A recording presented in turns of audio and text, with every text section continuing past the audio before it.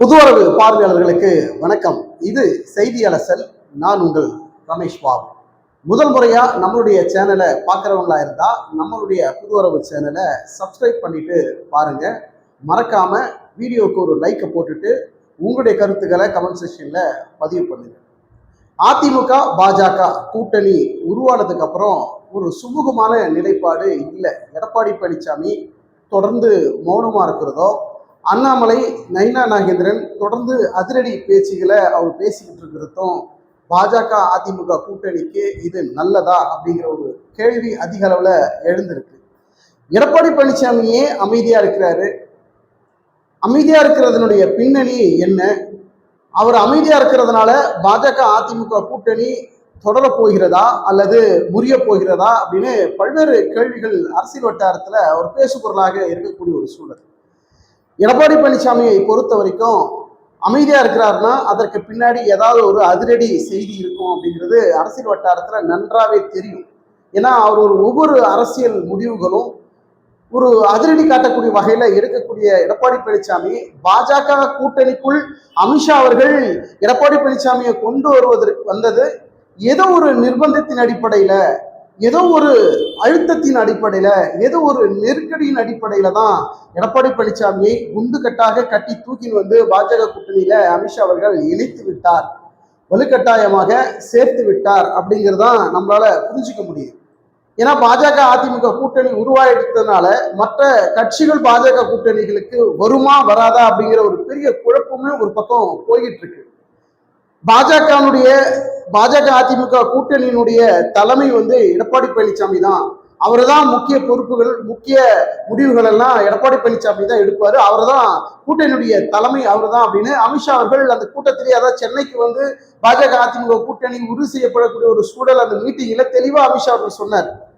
கூட்டணியினுடைய தலைமை எடப்பாடி பழனிசாமி தான், அவர் தான் அடுத்த கட்ட முடிவுகளை எடுக்கணும் அப்படிங்கிற ஒரு அதிகாரத்தை அமித்ஷா அவர்கள் எடப்பாடி பழனிசாமி கொடுத்திருக்கிறாங்க. பொதுவாகவே கூட்டணியில் வருகிற போது கூட்டணியினுடைய தலைமை யாரோ அவர்கள் தான் மற்ற கட்சிகள் கூட்டணிக்கு கொண்டு வருவதற்கோ இல்ல கூட்டணியில் எந்த கட்சியை இணைக்க வேண்டுமோ முடிவெடுக்கக்கூடிய ஒரு அதிகாரம் பெற்றவர் யாருன்னா கூட்டணி கட்சியினுடைய தலைமை பொறுப்புல இருக்கிறவர் தான். ஆனால் இங்க என்ன நடக்குதுன்னா தலைக்கீழாக நடக்குது. கூட்டணி பாஜக அதிமுக கூட்டணி உருவாயிடுச்சு. எடப்பாடி பழனிசாமி தான் கூட்டணியுடைய தலைமையும் அமித்ஷா அவர்கள் அறிவிச்சுட்டாரு. ஆனால் இங்க எடப்பாடி பழனிசாமி பேசிக்கிட்டு இருக்கிறாரா அப்படின்னா பேசவே இல்லை, அமைதியா இருக்கிறார். ஆனால் பாஜக ஆட்சி தான் வரும், கூட்டணி ஆட்சி கிடையாது அப்படின்னு ஒரு பக்கம் அண்ணாமலை பேசுறதும், நயினா நாகேந்திரன் கூட்டணி ஆட்சி வரும் ஆனா முதலமைச்சர் எடப்பாடி பழனிசாமி தான் அப்படிங்கிறது நயினா நாகேந்திரனுடைய ஸ்டேட்மெண்ட். அப்படியெல்லாம் கிடையாதுங்க, இது அதிமுகனுடைய ஆட்சி, இது எங்களுடைய ஆட்சி, எங்க தலைமையில தான் ஆட்சி அப்படின்னு விடாப்புடியாக மிகப்பெரிய மாஸ்டர் பிளான் போடக்கூடிய எடப்பாடி பழனிசாமி அடுத்தடுத்த அரசியல் நகர்வுகளில் சாதுரியமாக நகர்கிறாரா அப்படிங்கிறது ஒரு மிகப்பெரிய கேள்வியாக இருக்கத்தான் செய்கிறது.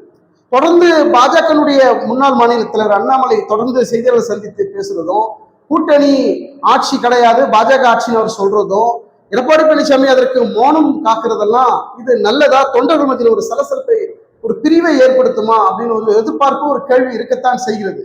எடப்பாடி பழனிசாமி இந்த விஷயத்துக்கெல்லாம் ஒரு முற்றுப்புள்ளி வைக்கணும் அப்படின்னா எடப்பாடி பழனிசாமி ஒரு தெளிவான ஒரு விஷயத்தை செய்யலாம். ஒரு அறிக்கையின் வாயிலாகவோ அவர் ஒரு அறிக்கையின் மூலியமோ ஒரு தகவலை சொல்லலாம். கூட்டணி ஆட்சி தான், கூட்டணி ஆட்சிங்கிறது எடப்பாடி பழனிசாமி ஆகிய நான் தான் முதலமைச்சர், இது பாஜக ஆட்சி கிடையாதுங்க, நாங்க எங்க தலைமையில தான் ஆட்சி அமைக்க போது, நான் தான் முதல்வராக இருக்க போறேன், வேற மாற்று கருத்து எதுக்குமே இடம் இல்லை அப்படின்னு பகிரங்கமாகவே எடப்பாடி பழனிசாமி ஒரு அறிக்கையின் வாயிலாக செய்தியை வெளியிட்டால் அதற்கு ஒரு முற்றுப்புள்ளி வைக்குவாங்க. பாஜக முன்னாள் தலைவர் அண்ணாமலை பேசுறது, நயினா நாகேந்திரன் பேசுறது, மற்ற நிர்வாகிகள் பேசுறதெல்லாம் அந்த பேச்சுக்கு இடமளிக்காமல் ஒரு அவங்களுடைய பேச்சு ஆஃப் பண்ற வகையில இவர் ஒரு அறிக்கை கொடுத்தா அதற்கு முற்றுப்புள்ளி வைக்கிற மாதிரியான ஒரு செய்தி இருக்கும். ஆனால் அதையும் எடப்பாடி பழனிசாமி செய்ய தயங்குகிறார், ஒதுங்குகிறாரா?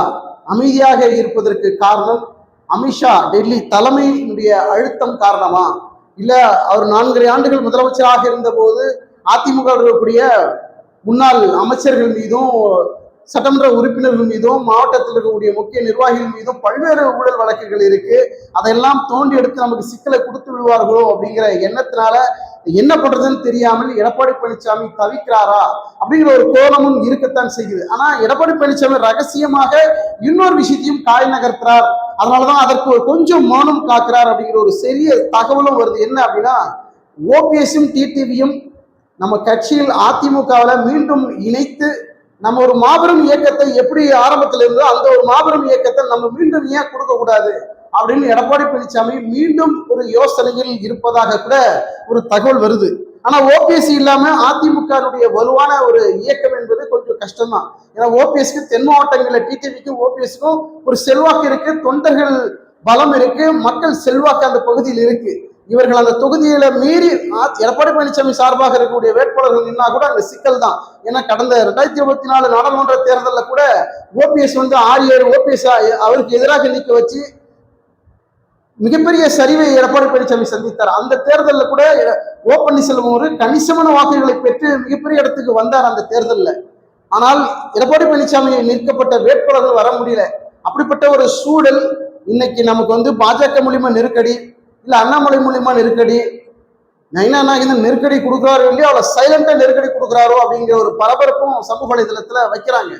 இதற்கெல்லாம் முற்றுப்புள்ளி வைக்கணும்னா எடப்பாடி பழனிசாமி ஓ பன்னீர்செல்வத்தையும் டிடிவி அவர்களையும் அதிமுகவில் ஒருங்கிணைத்து ஒரு பவரை காட்டி, ஒரு மெஜாரிட்டி காட்டி அந்த நிலைப்பாட்டை நம்ம எடுத்தோம் அப்படின்னா பாஜக அமைதியாகும், பாஜகவுடைய வாயை மூடலாம் அப்படிங்கிற ஒரு நிலைப்பாட்டுக்குள்ள எடப்பாடி பழனிசாமி வருவதற்கும் வாய்ப்பு இருக்கு அப்படின்னு தற்போது வரக்கூடிய தகவலாக இருக்கிறது.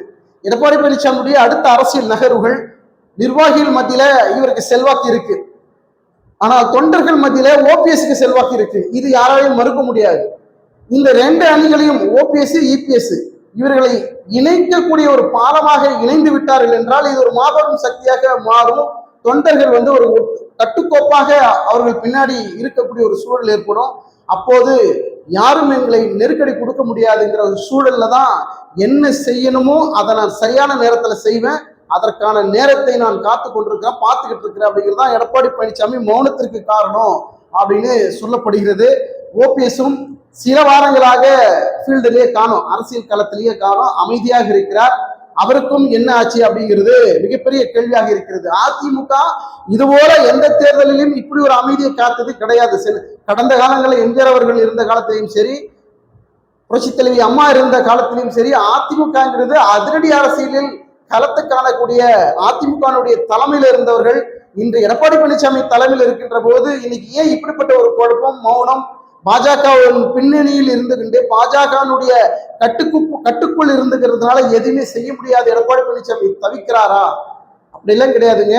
ஒரு அதிரடியான அரசியலை முன்னெடுக்கணும்னா கொஞ்சம் நேரங்காலம் தேவைப்படும், அதற்காக தான் நாங்கள் வெயிட் பண்றோம் அப்படின்னு எடப்பாடி பழனிசாமி தரப்புல, எடப்பாடி பழனிசாமி சார்பில் இருக்கக்கூடிய அவர்களுடைய நிர்வாகிகள் மற்றும் அவங்களிடமிருந்து வரக்கூடிய ஒரு தகவலாக இருக்கிறது. பொறுத்திருந்து பார்க்கலாம். 2026 சட்டமன்ற தேர்தலில் பாஜகவுடன் அதிமுக தொடருமா விலகுமா அப்படிங்கிற மிகப்பெரிய ஒரு கேள்வி இருக்கின்ற பட்சத்தில் ஓபிஎஸும் இபிஎஸும் டிடிவி அவர்களும் ஒன்றிணைந்து ஒரு அதிமுகவை மீண்டும் கட்டமைப்பதற்கு ஒரு வாய்ப்புகள் இருக்கும் அப்படின்னு மிகப்பெரிய ஒரு பேச்சு அடிபடுகிறது. பொறுத்திருந்து பார்க்கலாம். எடப்பாடி பழனிசாமியுடைய மௌனத்திற்கு ஒரு முற்றுப்புள்ளி வைக்கிற வகையில எடப்பாடி பழனிசாமி அதிரடியான ஒரு ஸ்பீச் இன்னும் ஓரிரு நாள்ல இருக்கும். அப்போ பாஜக பேசக்கூடிய அந்த பேச்சுகள் எல்லாம் கட்டாகும், அமைதியாகும். அதற்கு பதில் கொடுக்கிற வகையில எடப்பாடி பழனிசாமியுடைய ஆக்ஷன் இருக்கும் அப்படின்னு எதிர்பார்க்கப்படுகிறது. பொறுத்திருந்து பார்க்கலாம். மீண்டும் அடுத்த ஒரு வீடியோவில் சந்திப்போம். நன்றி, வணக்கம்.